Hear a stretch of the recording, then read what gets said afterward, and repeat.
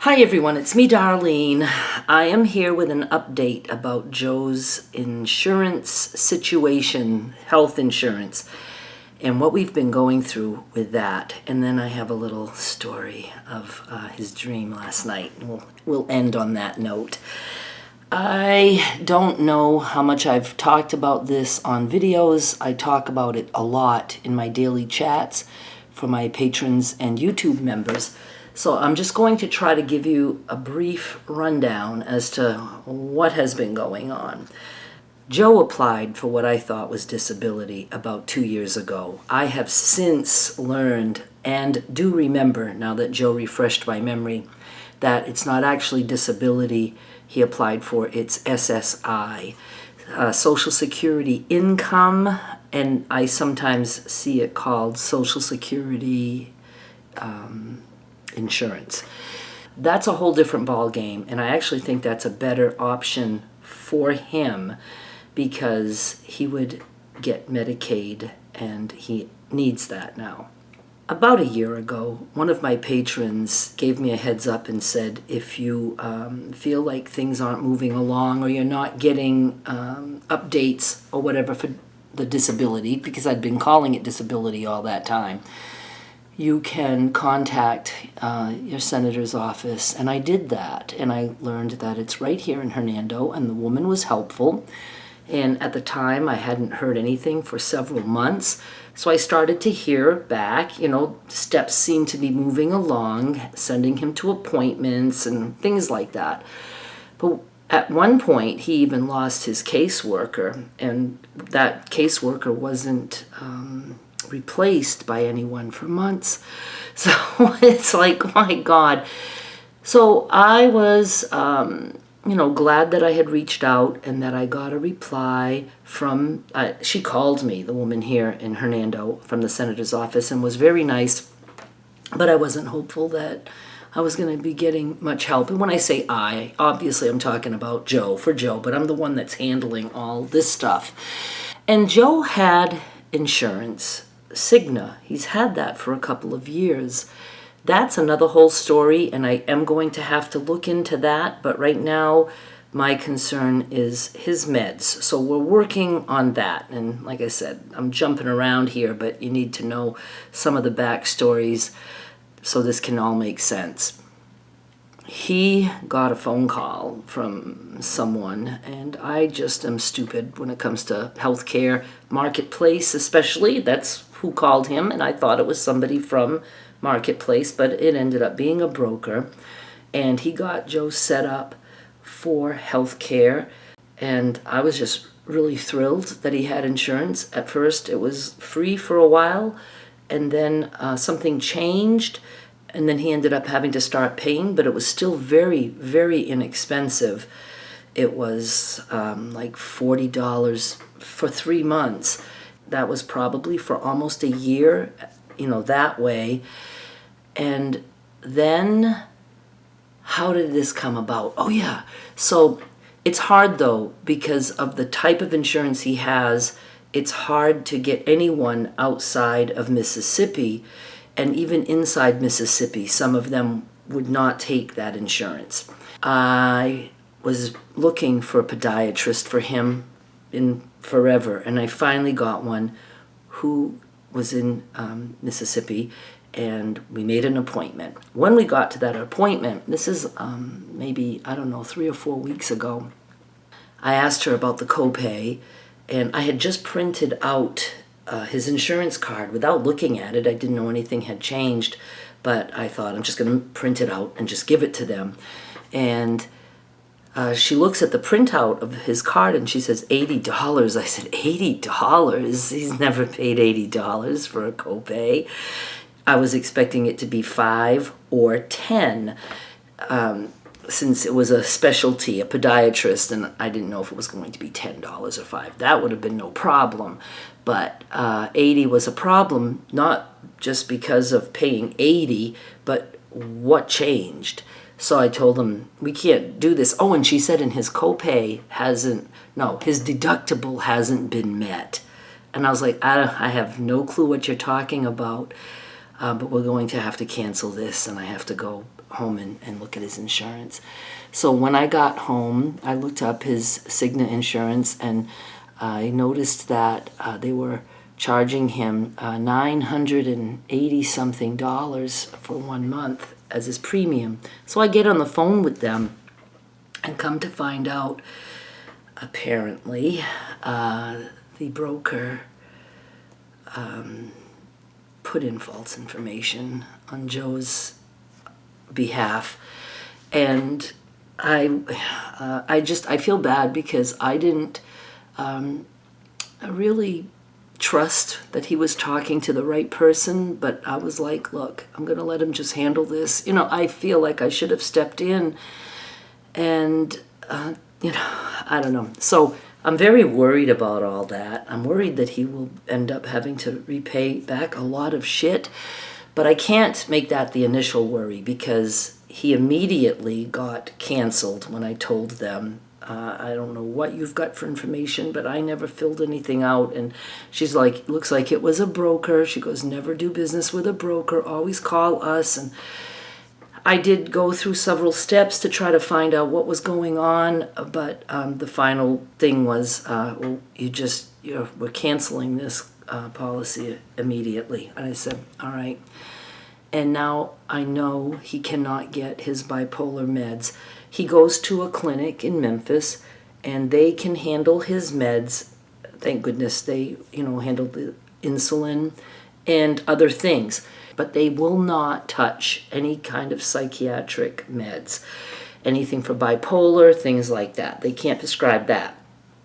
So that meant that Joe, so I called his psychiatrist, he takes 2 things for his bipolar, and I explained to them, and they're like, well, we're not going to be able to do anything, because if you don't have insurance, you can no longer be a patient here, No. So I canceled his appointment, and I said, I'll, see what I can do.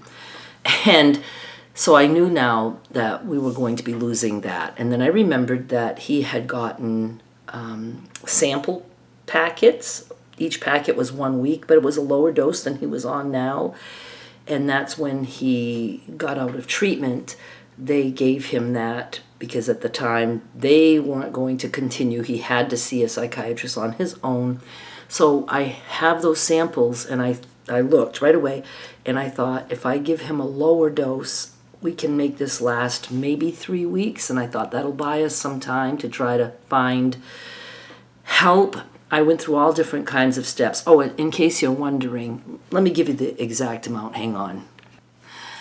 I tried to find a way to get his meds. And here's how much, and I've got the email. Here's how much it would be at Walmart without insurance. $4,495.77 for 1 month. I looked up GoodRx. With the GoodRx, I don't have that right here, but it was $1,500 and change for 1 month. Yeah, great savings, not paying $1,500 a month for pills. I took other steps, like you can go through the manufacturer and they can help people and this and that, but you either have to have insurance, and at the very least you have to have a doctor who will give them prescriptions. And he no longer had that because we had to drop his psychiatrist because they can't prescribe anything unless he continues to go for his appointments. So I called his clinic in Memphis and said, is there any hope for us at all that we can somehow get these meds? And they said, go to this place that we send people to. I call that place. I thought it was insurance, but no, it's a treatment center who will help in emergencies, people who have no insurance, no money to pay for shit, and they can help with the meds. I spoke to the person, and I was very clear that we have issues, though, a lot of times, even with insurance, that he cannot get help in Memphis because he lives in Mississippi. She goes, no, we take, all the states. Anybody can come here. And I said, are you sure? She goes, yeah. So I have another conversation with somebody else, and I asked them the same thing. I said, they told us to do a walk-in. not ask for an appointment because it would take too long. Do a walk-in, come first thing in the morning. We're doing walk-ins 8 to 11, so Joe's like, we got to get there really early. And I told her, again, he lives in Mississippi, and I'm concerned that if we get there, we're going to find out after, wasting time and gas and all that he can't be in Mississippi, that he'd have to live in Tennessee. She goes, no, everything's fine, come in. So I think that was on a Friday, I can't remember, but we went the next available day. And we get there, the people were so nice. I was like, okay, I feel like we're in a good place here. And we did the paperwork, which took a while, and then we waited and waited and waited, and that was okay. I would have waited all day to get that appointment. And then after about an hour and a half, I see a woman walking up to us, and I could tell in her face it wasn't going to be good news. And she said, we had no idea that he lives in Mississippi. We only take Tennessee residents. I was like, what the fuck? What the fuck? I didn't say that to her, but I wanted to. And I explained to her how I was very, very clear about saying that he lives in Mississippi. And she said, maybe the person you talked to didn't understand you. I said, no, we were both very clear. I was very clear that he lived in Mississippi, and she was very clear that that was okay. And I think I had talked to the same person, but 2 different times. And I was so disappointed, you can't even imagine. And we get home, and it dawned on me, I wonder if the senator's office can help. So I called the senator's office, and the woman is liaison. Did I call her? Did I email? I think I called directly, and I said, do you remember me? Oh. Okay, so let's back up a little bit. Maybe a month and a half ago or whatever, shortly before all this fell apart, Joe had another appointment scheduled for a complete physical. And so I wasn't concerned about canceling that because I know that they pay for that. Disability. I was still calling it disability then. I did not know it was SSI until just maybe a week ago. I knew we could keep that appointment. I knew he wasn't responsible for paying for any of that physical that Social Security was requiring. So I call the senator's liaison, and I said, I don't know if you remember talking to me before. And she says, yes. She says, I remember you. For Joe, I said, yes. And she said, there's things happening, she said, because I recently got the letter. So she's getting everything that we get, because of course we had to give permission for that. And she goes, I see he has a scheduled appointment. She said, so there's really nothing I can help you with right now because things are moving. And it's only if it comes to a standstill. And I understood that. And I said, yes. I said, but maybe you can help me to know if there's any programs at all for Joe. Because, and I explained to her how he lost his insurance. He's not going to be able to get his bipolar meds and all that stuff. She was so nice, so incredibly nice. And she said, let me make some calls and see what I can do. And I thought she was going to look for programs and stuff, but what she did is she called, I'm just going to say Social Security, and told them that there was an emergency for so-and-so, and she said, he's been in the process of being approved or denied for, I'm sure she knew it was SSI, and is there a way he could get temporary Medicaid?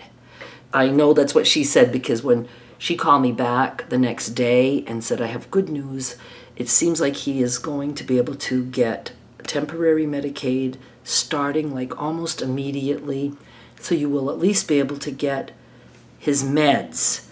And I was like, I can't even believe this could happen. And she said, that doesn't mean he'll have it after they make a decision, but whatever. So a couple days after that, I get an email from the senator's office, and I also got it in snail mail the same day, saying that his case has now gone to review. They randomly, a decision has been made, but it has been chosen randomly for review. Could take 3 to 4 more weeks. So he could have been approved, and they just want to make sure. And it's rare that they change the choice, but we don't get to know the choice, the decision. Or again, it could be that he was denied and all that. And I go to the senator's office and said, I got this, and now I'm just really worried. And she said, first of all, it's not chosen for any other reason other than randomly. So she says, don't let that make you think that something's wrong or going on. And then she said, it's very rare that they make any changes. She says, and I said, I know, but I don't even know the changes. She goes, just have high hopes. So I knew she couldn't tell me, but I knew she was letting me know that he was most likely approved. Well, she, I think, gets to know. I don't know. I don't know if she knows or not. But she said, I've been doing this 22 years. She goes, relax, and you should know. You could even know in just a few days. We just, say 3 to 4 weeks or whatever, because that's what they say. And I said, okay, that's great. That's great. And so I come home and I told Joe all this, but we are still now concerned because he is going to be, probably running out of his meds. And I'm thinking that I could, start giving him just one. I've been giving him 2 of the meds in the samples because even that didn't come up to what he was supposed to be taking for milligrams. But I thought, I'm just going to jump down. Maybe we'll have enough. So now I was thinking, I'll do 1 of those a day, which is a much lower dose. But the thing is, after he was on just the initial lower dose, I started seeing bipolar stuff coming out.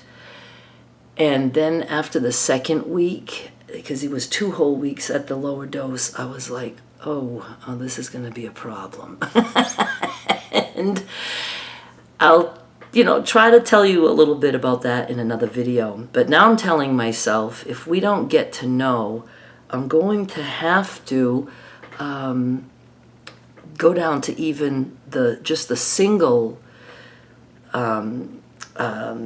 dose, which is 1.5 as opposed to 4.5. So it's a significant drop. I had dropped him to 3 milligrams, and now it would be 1.5. And then I was like, if worse comes to worse, I can maybe give him every other day. But I knew that wasn't going to work because I was already seeing signs, and I knew that wasn't going to get any better as the dose went lower.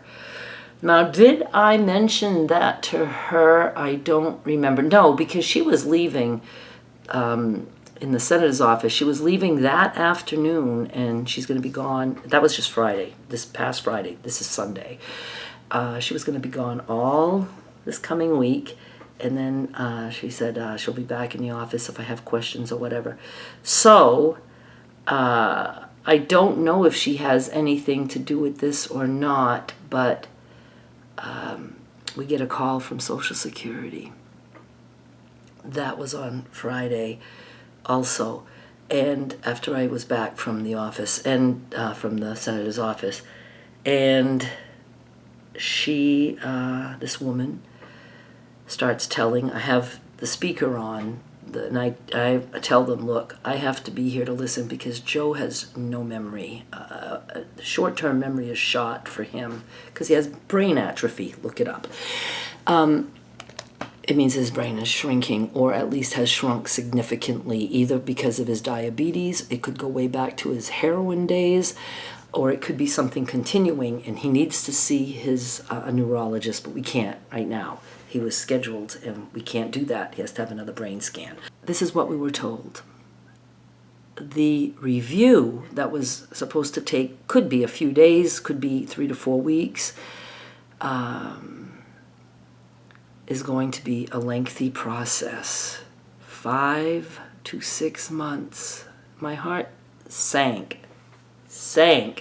because I'm like, now what are we going to do?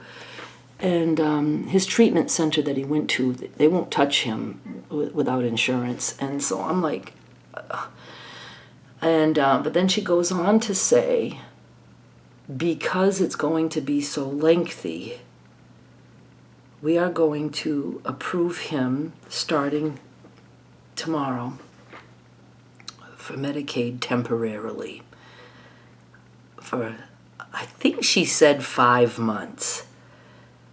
I don't know if she said 6. I know she said 5 to 6 months for the review, so maybe she said 6. I still couldn't hear because I was in shock as to what I had just heard.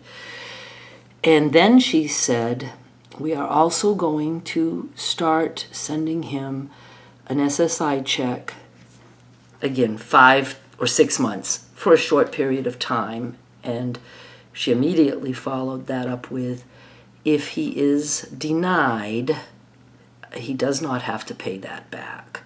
So I said, he doesn't have to pay that back. See, I don't trust what anybody says. I can't even get happy about good news. Now, to me, that was good news temporarily. All I'm thinking is that gives me time. If this falls apart, that gives us time to try to get help for Joe. And then she went on and on. She asked a whole bunch of questions. And what I didn't like about her is, like, Joe can't even remember how to spell the street that we live on. And so she goes, I need for him to spell it. And I said, he doesn't know the spelling. She goes, ma'am, she goes, you just need to let him handle this. And I said, he has bad memory. I said, right now he can give you permission to talk to me. She goes, I don't want permission to talk to you. She goes, I want to talk to him. And so I'm mouthing things, and I'm like, he goes, and he says, I don't know how to spell it. Let Darlene spell it, please. So she would let me. And everything is difficult. Oh my God, was I recording? I thought at first I wasn't recording. I go through that all the time. We get all that done, and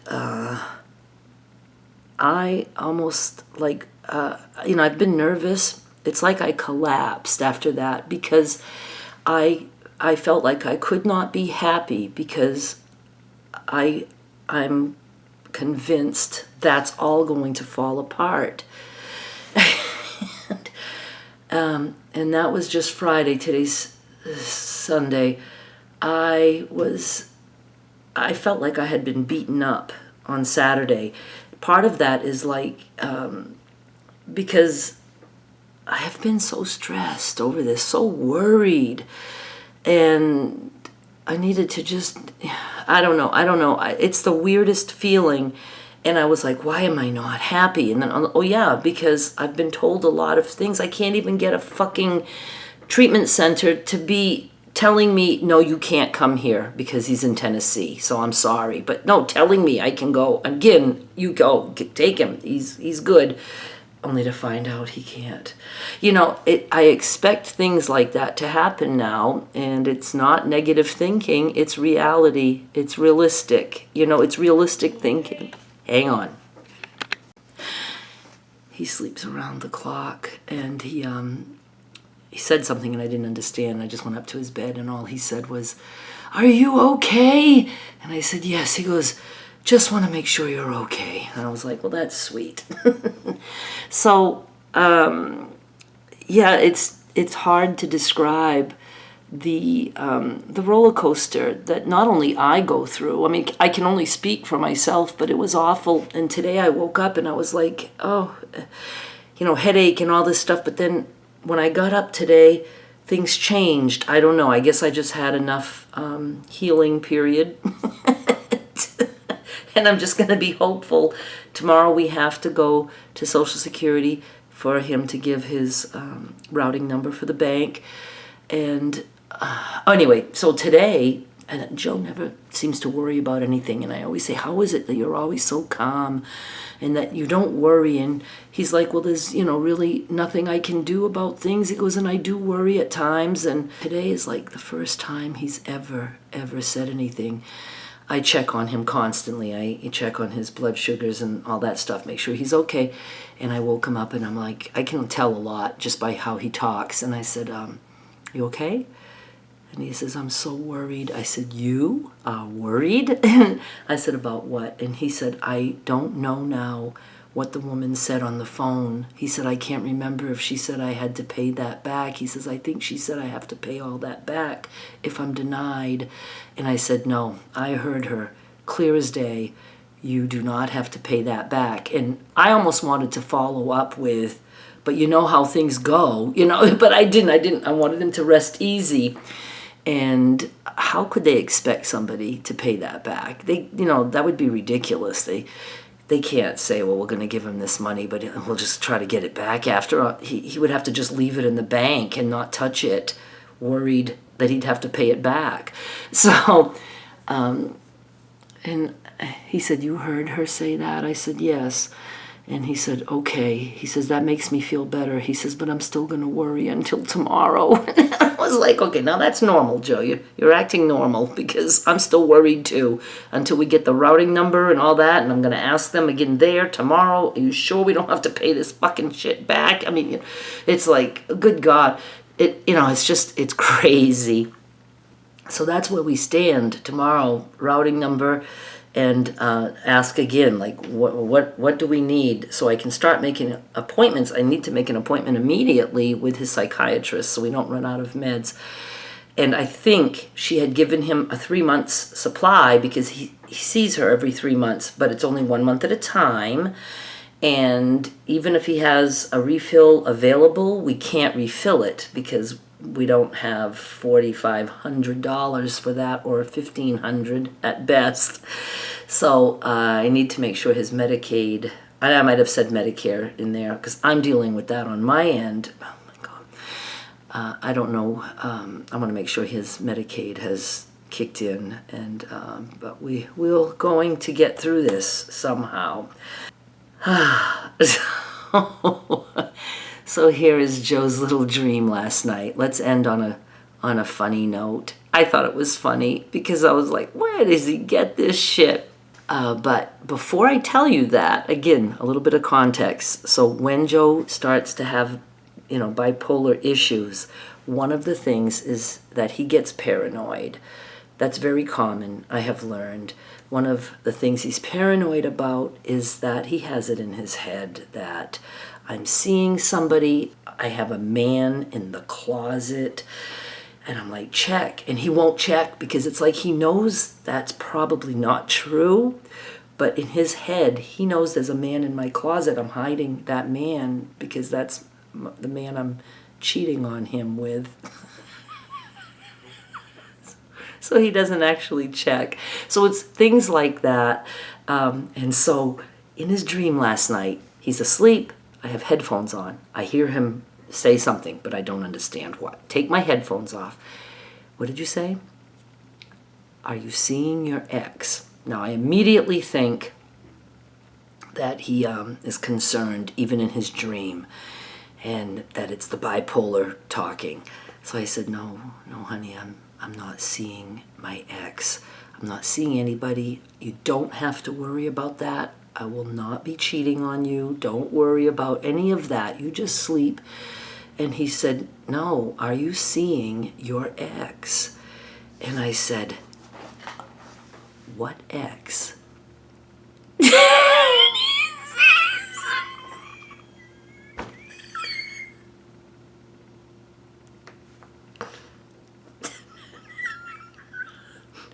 Robert E. Lee from the Civil War.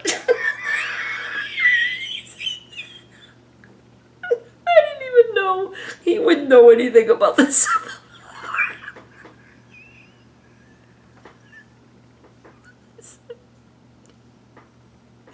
War. No, I never went out with Robert E. Lee.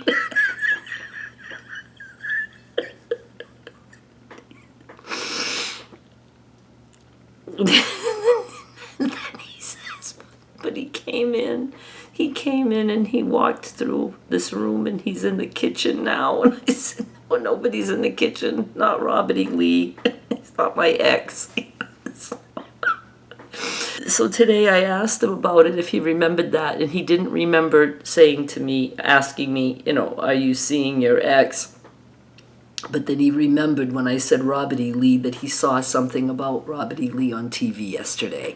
So that makes sense. He had an image of Robert E. Lee, and then he saw somebody coming in, looked like Robert E. Lee to him, and then he must have thought that, because he, sometimes believes somebody's in my closet, so he thinks I'm letting my ex in. I'm going to go hide him somewhere, but he's in the kitchen. So that's my Joe. And again, I'm grateful for those moments where I get to laugh, and he laughs about it too when I tell him the next day. So, I don't want people to think it's just me making fun of mental illnesses. And I do think that his dreams can be related to his meds. Such vivid things. I mean, he talks a lot, and, sometimes it's, just hilarious what he says. So I'm going to choose to get some laughter out of that when I can. All right, you guys, thank you so much for watching. I just wanted to fill you in on what not only we go through, but so many people, bipolar or not, insurances and, Social Security, and it's just, and the price of meds blows me away. Who the fuck is ever paying $4,500 and change for a month's worth of meds? I don't know. I'm going to hang up now, and hopefully I'll have some kind of a crafty video later tonight. I feel like I want to record personal stuff and the crafty stuff, but if I don't start to double up sometimes, I'm never going to get my series done. So I'm going to jump in and talk to you guys whenever I feel like it. And then if I can sneak in a crochet stitch or something later that day, that will make me feel very accomplished. Thank you so much for watching. I'll be back with more soon. Bye.